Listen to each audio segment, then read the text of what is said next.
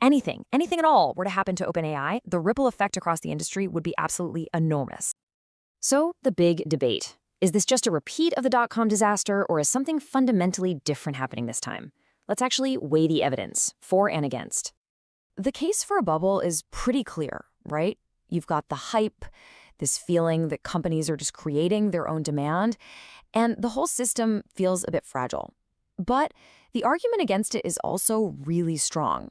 Unlike the dot-com era, today's tech giants are incredibly profitable, and there is real paying demand for AI from big companies that are trying to build their own AI tools. This chart really highlights one of the biggest risks. According to Morgan Stanley, about 2/3 of the future contract value for cloud providers like Oracle and CoreWeave comes from just one customer, OpenAI. That is what you call massive concentration risk. If anything at all were to happen to OpenAI, the ripple effect across the industry would be absolutely enormous. But let's look closer at that sustainable growth side of the argument. One huge difference from the dot-com bust is utilization. Back then, only about 7% of all the fiber optic cable that was laid down was actually being used.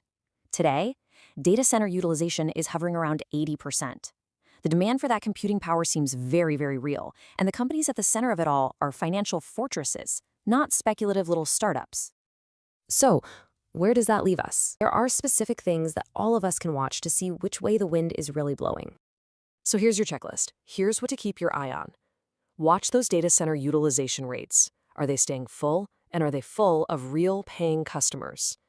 Track whether these massive investments are actually generating a proportional amount of sales growth. And maybe the most important one, watch for real adoption by customers outside of this tiny interconnected circle of AI giants. That's the ultimate test of whether all this demand is real and sustainable. Ultimately, we're left right back where we started, with this one massive question.